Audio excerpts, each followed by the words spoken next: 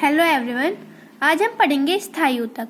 इससे पहले वाली जो वीडियो थी उसमें हमने पढ़ा था कि ऊतक क्या होता है, ऊतक के कितने प्रकार होते हैं और विभज्योतक ऊतक के बारे में हमने पढ़ा था। तो अब हम पढ़ेंगे स्थायी ऊतक क्या होता है।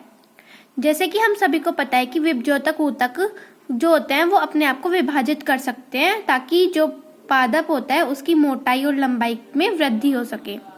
लेकिन जो स्थायी ऊतक होते हैं वो अपनी विभाजन करने की जो क्षमता होती है उसको वो खो देते हैं। या फिर आप इसको इस तरीके से भी समझ लीजिए कि जो विभज्योतक ऊतक होता है वो बार बार विभाजित होकर एक समय पर अपनी विभाजन होने की क्षमता को खो देता है, तो वो ऊतक फिर वो स्थायी ऊतक में परिवर्तित हो जाते हैं। इनका आकार आकृति जो होती है वो मोटाई को निश्चित करती है। ये जीवित या मृत दोनों हो सकते हैं। जो स्थायी ऊतक होते हैं वो दोनों हो सकते हैं, जीवित कोशिकाओं के मिलकर भी बने हुए हो सकते हैं और मृत कोशिकाओं से मिलकर भी हो सकते हैं। स्थायी ऊतक जो होते हैं वो हमारे दो प्रकार के होते हैं, सरल और जटिल। सरल ऊतक जो होते हैं ये केवल एक ही प्रकार की कोशिकाओं से मिलकर एक समूह तैयार करते हैं, तो क्या बनाते हैं, ये एक सरल ऊतक कहते हैं। ये दो प्रकार के होते हैं। जो हमारे सरल ऊतक होते हैं वो दो प्रकार के होते हैं, संरक्षी ऊतक और सहायक ऊतक।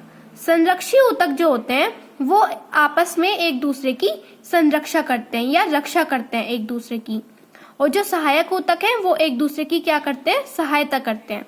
इसी के आधार पर इनका विभाजन किया गया है कि जो सरल ऊतक होते हैं वो दो प्रकार के हैं, संरक्षी ऊतक और सहायक ऊतक। जो ऊतक संरक्षा करते हैं या रक्षा करते हैं उन्हें संरक्षी ऊतक कहते हैं, और जो ऊतक एक दूसरे की सहायता करते हैं उनको हम सहायक ऊतक कहते हैं।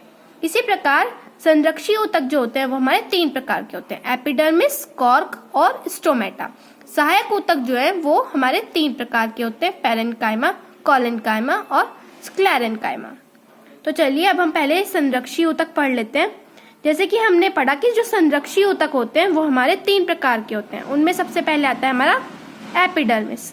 एपिडर्मिस जो होती है वो पौधे का सबसे ऊपरी भाग, पौधे का कोई भी जो भाग है जैसे पत्तियां हो गई, फूल हो गई, जड़ हो गया या तना हो गया, उसकी जो बाहरी परत होती है, जो सबसे बाहर की परत होती है उसको हम क्या कहते हैं, एपिडर्मिस।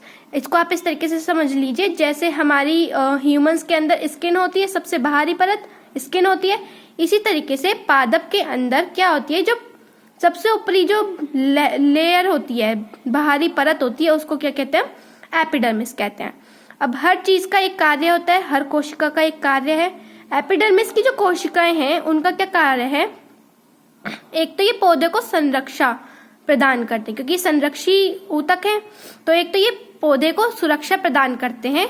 दूसरा जो एपिडर्मिस होती है उसमें क्या है, एक क्यूटिकल निकला हुआ होता है। क्यूटिकल मतलब हेयर लाइक स्ट्रक्चर होता है जिसको हम ट्राइकोम भी कहते हैं। उससे क्या होता है, वहां पर हमारा वातोत्सर्जन का रोकती है। क्या करती है ये, वातोत्सर्जन को रोकती है, जिससे पौधे जो है वो झुलसने से बच सकते हैं। इसके बाद आती है हमारी बात कॉर्क की। जब पौधा लगातार अपनी वृद्धि करने की वजह से अपनी जो कोशिकाएं होती हैं उनको बार बार उनमें जो बदलाव आता है, तो उसके बाद जो हमें एक नई उपस्थिति, एक नई परिधि की मिलती है, उसको क्या कहते हैं, हम कॉर्क कहते हैं।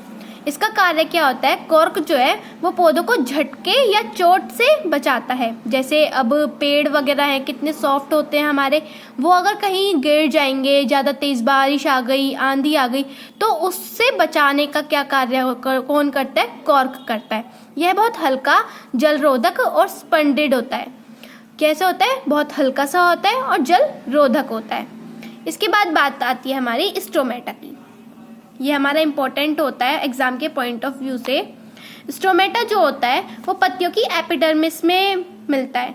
जो एपिडर्मिस होती है हमारी बाहरी परत होती है, उसमें क्या है, छोटे छोटे छिद्र होते हैं, छोटे छोटे छेद होते हैं, तो उसको हम क्या कहते हैं, स्टोमेटा कहते हैं।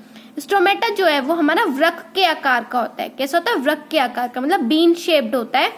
और ये क्या करता है, जो कोशिकाएं होती हैं, जिन कोशिकाओं से मिलकर हमारा एपिडर्मिस बना है, तो उनकी क्या करता है, ये गार्ड करता है, उनको गार्ड करता है, उनको सुरक्षा प्रदान करता है, जिनसे वो घिरी हुई होती हैं, उसे क्या कहते हैं, हम स्टोमेटा कहते हैं। स्टोमेटा का एक सबसे अलग कार्य होता है, वो क्या होता है, एक तो CO और CO2 का आदान प्रदान करना व जल का वाष्प रूप करना। ये जैसे आपको यहाँ पे डायग्राम में दिख रहा है, ये हमारा बीन शेप्ड आपको दिख रही है।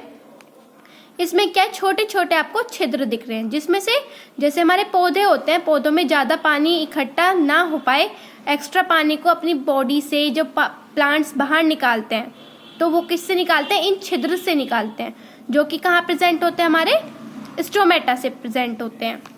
तो ये क्या क्या कार्य करता है स्टोमेटा? एक तो CO और CO2 का आदान प्रदान करता है, मतलब गैसियस एक्सचेंज करता है। दूसरा, जल का वाष्प रूप करता है, मतलब ट्रांसपिरेशन करता है, जो पौधों के अंदर एक्स्ट्रा वाटर होता है उसको अपनी बॉडी से बाहर निकालना। सर्दियों में जैसे आप लोग देखते हैं ना कि मतलब पौधों के ऊपर ओस रहती है, तो वो इसी का ही एग्जाम्पल है। इसके बाद हमारा संरक्षी ऊतक के बाद आता है हमारा सहायक ऊतक। सहायक ऊतक वो ऊतक जो एक दूसरे की सुरक्षा करें या सहायक करें, वो सुरक्षा नहीं करते हैं, वो सहायता करते हैं एक दूसरे की। ऊतक के कोशिकाओं का एक समूह। तो कोशिकाएं, अलग अलग तरीके की कोशिकाएं जब एक दूसरे की सहायता करते हैं तो वो क्या बनाता है? एक सहायक ऊतक बनाता है। जो हमारा सहायक ऊतक है वो हमारे 3 प्रकार का है, पैरेन्काइमा, कोलेन्काइमा एंड स्क्लेरेन्काइमा। इसके बारे में हम अगली वीडियो में पढ़ेंगे। Thank you.